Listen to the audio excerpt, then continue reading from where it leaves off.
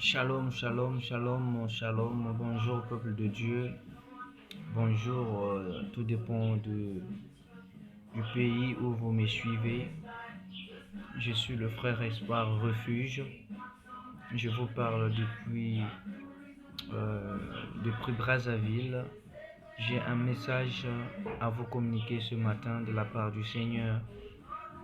Alors, le message que je veux nous partager ce jour, c'est sur les caractères, disons le caractère de Jésus, le caractère de Christ.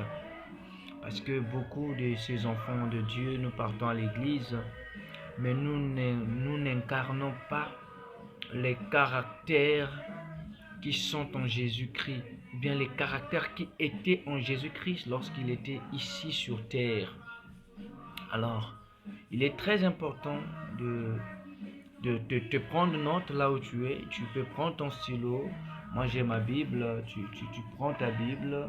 Voilà, on va, tu vois, j'ai la Bible. Tu prends ta Bible et je vais parler sur les caractères de Christ. Il y en a sept que j'ai pu noter. Et pour aujourd'hui, je pense qu'on va parler sur deux ou trois par rapport au temps qui nous est donné. Alors, comme nous l'avons remarqué, dans le but de l'incarnation de Christ était qu'il puisse constituer pour nous un exemple. Ça, c'est le but d'abord, que Dieu était venu sur terre en faisant l'homme. C'est pour nous montrer un exemple. C'est pour nous montrer le modèle qu'il était. C'est pour nous montrer que vous devez suivre ce que je suis. Et quelque part, il dit, soyez mes imitateurs. Et alors, sous le caractère de Jésus-Christ, nous allons, nous aussi, à notre part, nous efforcer à nous identifier à ce caractère. Alors, vous souvenez-vous, il est donc important d'étudier ce caractère. Alors, le premier caractère dont je vais vous communiquer ce matin, c'est que Christ était parfaitement saint. C'est le premier caractère. C'est le premier caractère qui était en Jésus-Christ. Il était parfaitement, pour dire totalement saint. Ça veut dire qu'il n'a jamais péché. C'est-à-dire qu'il était cet enfant, ce saint enfant qui était né d'après Luc 1, verset 35. Verset 35, le saint juste, le saint et le juste d'après Actes chapitre 3, le verset 14. Donc le Seigneur, le saint sauveur qui est Jésus-Christ d'après Actes 4, le verset 27, vous devez savoir, il était saint par nature. Il était saint par nature.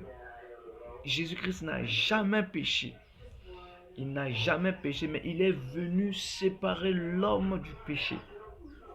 La sainteté. La sainteté, c'est quelque chose qui rend l'homme puissant. Et nous, les enfants de Dieu, aujourd'hui, on est en train de bannir la sainteté. Nous ne sommes plus saints. Voilà pourquoi vous allez remarquer dans l'église, il y a les commémorages, il y a la sodomie, il y a l'impudicité, il y a le mensonge, il y a l'empoisonnement, parce que les gens ne sont plus saints. La sainteté n'est plus dans l'église. La sainteté n'est plus dans l'église. La sainteté. Nous devons être saints parce qu'il est saint. Nous devons être saints, je le reprends, parce que lui, notre Dieu, il est saint. La Bible dit dans le livre de Hébreux, chapitre 13, verset 14, il dit, cherchez la paix avec tous et la sanctification, sans lequel personne ne verra le Seigneur. Une vie de sainteté nous permet de voir le Seigneur. Si tu es chrétien et tu aspires à hériter le royaume des cieux, nous devons marcher dans la sainteté. Nous devons marcher dans la sainteté. La sainteté, c'est quelque chose qu'on ne nous impose pas, mais qu'on doit désirer chaque jour. la sainteté. Il dit cherchez la paix avec tous et la sanctification. Ça dit sans ça, personne ne verra le Seigneur. Mon frère, ma soeur, ce message ne t'en passe pas. Ce sont des lois qui nous permettent d'avoir accès au royaume de Dieu. Jésus-Christ était saint, totalement saint. Malgré qu'il était homme sur terre, il n'a jamais péché. La Bible dit qu'il est celui qui est sans faute. Et d'autres disent qu'il est 3 fois saint. Il n'a jamais péché. Voilà pourquoi il était tenté comme nous de toutes sortes. Mais il n'a jamais péché. Il conservait sa sainteté. Combien de chrétiens conservent leur vie de sainteté? Combien de chrétiens se conservent? Nous nous livrons. On se livre dans beaucoup de choses. Que le Seigneur nous aide. Nous voulons atteindre la perfection. Nous devons être saints. Tu veux atteindre la perfection avec le Seigneur? Tu dois être saint. La sainteté. La sainteté. Christ est notre exemple et nous devons les suivre. Nous devons les suivre. Alors le deuxième caractère, c'est que il avait, sinon il est, mais il avait quand il était sur terre, un véritable amour. L'amour, c'est parmi les caractères, c'est même sa nature. Je me rappelle une fois à l'école, notre professeur à l'université, notre professeur de littérature comparée, m'avait posé la question en disant, tu es pasteur? Il m'a dit, ce sont les autres qui le disent, sinon je suis enfant de Dieu, je suis fils de Dieu. Il dit, bon, si tu es réellement pasteur, alors quelle est la nature de Dieu? Quelle est la nature de Dieu? J'essaie un peu de réfléchir et je n'avais pas trouvé d'autre réponse que de dire la nature de Dieu, c'est qu'il est amour. Et effectivement, il me dit, c'est vrai, parce que j'avais lu ça dans une église, la cathédrale qui se trouve à Sainte-Anne de Brazzaville.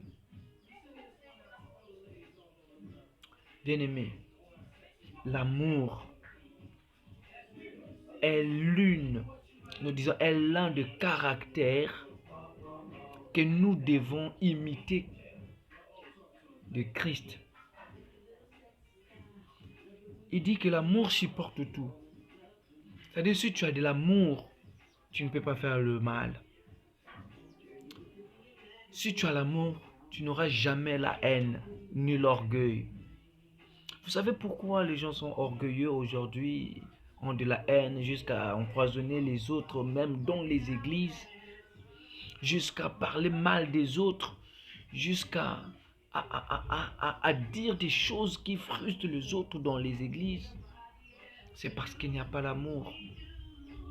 Parce qu'il n'y a pas l'amour. La Bible dit, tu aimeras ton prochain comme toi-même. Mais où est l'amour? Où est la pratique de ce verset? Toi qui m'écoutes, est-ce que tu as l'amour? Toi qui me vois, est-ce que tu as l'amour dans ton cœur? Ou bien tu aimes seulement les gens qui t'aiment? Aimes-tu ceux qui sont tous autour de toi? Tu me dis que je ne peux pas aimer tout le monde. Oui, ça c'est toi qui le dis, mais Christ a aimé tout le monde. Même le pécheur. Le Seigneur Jésus les aime. Il n'y a que toi et moi qui ont de la haine. Toi et moi, nous avons de la haine, même auprès de pécheurs. Au lieu de leur parler de l'amour de Dieu, nous sommes là à leur juger. Qui es-tu? Toi qui juges. Es-tu parfait? Es-tu plus juste que les autres? Réveille-toi, mon frère. Nous devons manifester l'amour. L'amour qui est en Jésus-Christ. L'amour de Christ s'adressait également aux hommes et aux hommes en général. Vous savez, quand Jésus-Christ regarde